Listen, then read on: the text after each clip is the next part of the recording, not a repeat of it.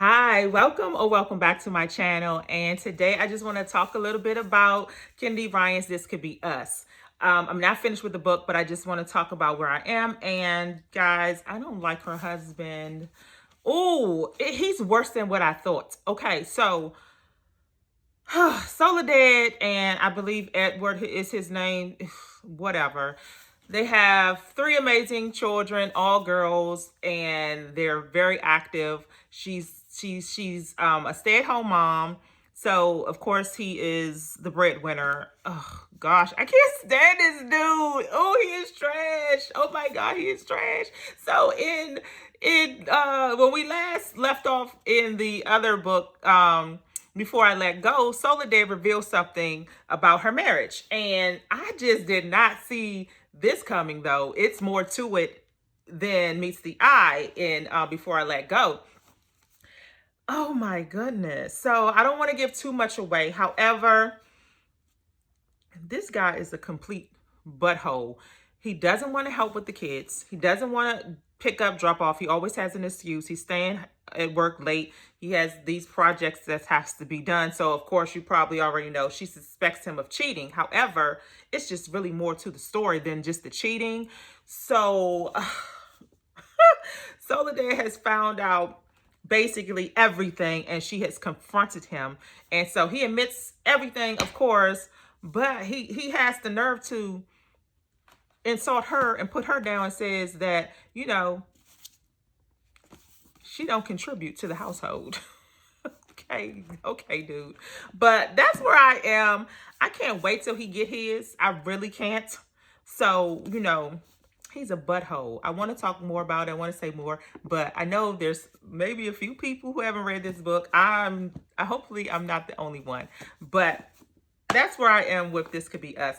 And now I want to go back into a review I gave in my first ever video and I want to talk more about Curvy Girl Summer. The things I didn't like about this book. I like the book, but there was just something that really bothered me with this book.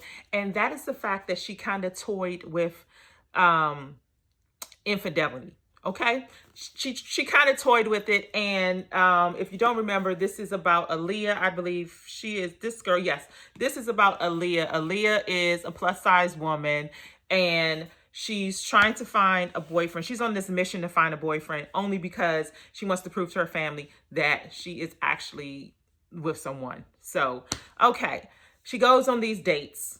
She's using a dating app to go on these dates. Her friend tells her to get on the dating app because she's going to meet a lot of guys. But it's always a bust. All the dates are a bust. But that's the best part about it, just the dates. I looked forward to getting to the Friday evening when she was going to meet the guys at the bar across the street from her. So she lives across the street from this bar.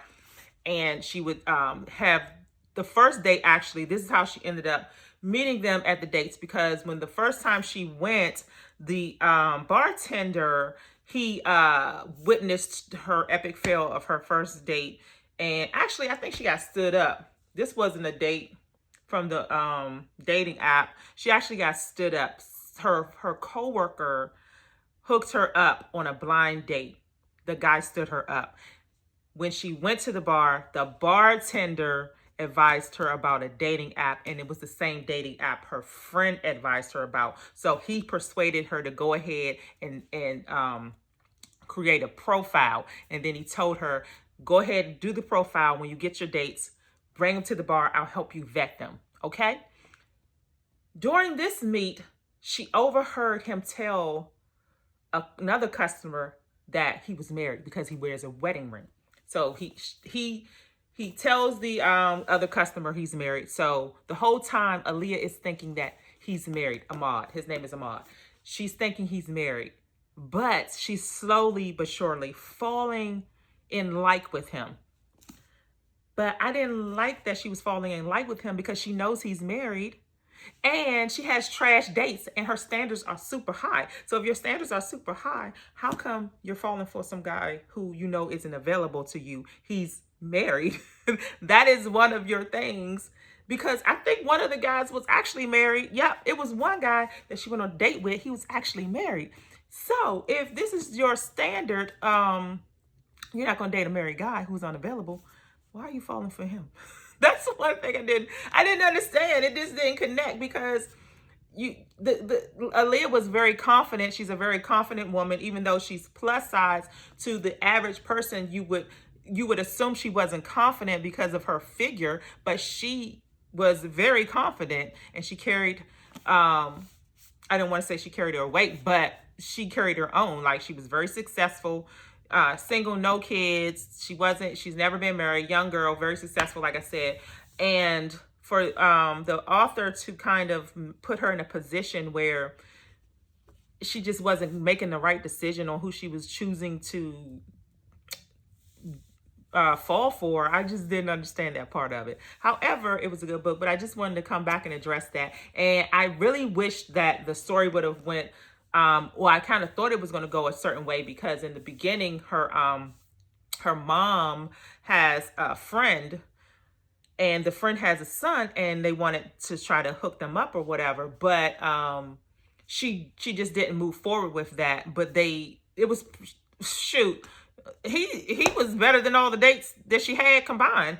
So I wish that she would have kind of pursued him, or he would have pursued her, and it would have been kind of like a three-way love triangle, and they would have took out the thing about Ahmad being married, because this was something she just heard him say. He didn't tell her. She heard him tell another customer that he was married. So she, the whole time, is thinking that this married man is flirting with her. And she's like, oh, I don't know what's going on. Maybe he's not happy. This was the thing she was thinking. Maybe he's just not happy at home, or maybe whatever, and trying to find reason for her to feel these feelings that she was starting to have for him. And the only reason she was having feelings for him is because he was just being nice to her. It wasn't really nothing he did. He was just being nice, giving her dating advice, and just supporting her. So,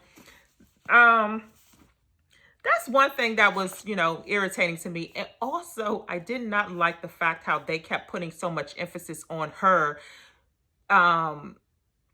just getting with finding a date or a boyfriend, that they were just kind of making that define who she was. If she didn't have a boyfriend, that she just wasn't going to be much of anything. Like, that does not define you. Being in a relationship doesn't define you. She was great on her own. And I didn't like how they kept like kind of putting that out there in the atmosphere. But other than that, it was a good story. I did enjoy it. And it was funny because the banter between Ahmad and Aaliyah, they were always like joning on each other, joking around, just having fun. But yeah, so I just wanted to talk about that. And I also wanted to talk about a couple other books, or a couple old books. Not old, I don't want to say old, but just like some classics, like authors that I used to love. And I'm thinking about rereading these books. Here we have Eric Jerome Dickey's Cheaters. I'm thinking about rereading this story because I used to love his novels. Mostly every book he came out. Well, not every book. I've read a few, I've read quite a few, but I think Cheaters was one of my favorite. Here you go. Milk and My Coffee was another great one. And those probably were my favorite too. And I'm thinking about rereading it. Probably Cheaters. I think I'm going to reread Cheaters because actually that kind of reminded me of Cheaters. I don't know why, but it's because I don't remember the whole story, but I do believe that it was a married man. He met a woman in the club he knew somehow, and they thought maybe that they were meant to be or something. It was stupid. So, not stupid. The story wasn't stupid. The book wasn't stupid, but that part of it was like, come on, really? Anyway, so another author I used to love was Elin Harris. Oh gosh, he is like an author who was almost like Kennedy Ryan. His writing was just, you were just thrown into the story. I loved his writing. Unfortunately, both of these authors have passed on. But I loved their books. I used to have, it's 3 books in this series. I believe I had all 3. I don't know where I don't know if I actually own them or if I just lent them out, because back in my early 20s, I would always, me and my coworkers and friends, we would swap books. So, but this is the only one I have, but I'm going to probably get the other 2 because I'm going to probably I want to reread this whole series because this was such a good series. This was about, a man he was married. well, he was engaged to a woman. However, he was actually he was gay, but he was living undercover because he just wasn't, he was scared to come out, you know? So this is his story, and there are 2 other books in the series. I think I'm going to, actually I am going to buy them, and I want to reread them, but I'm kind of scared because I don't want to lose the feeling that I had when I first read these books, because I really loved them. I enjoyed them so much. So we shall see. So all right, so please like, subscribe, leave a comment if you enjoy this, you know, me coming here and just yapping, because this is what I like to do, and I want to do it with you all. Okay. All right, so I'll talk to you guys later. Bye.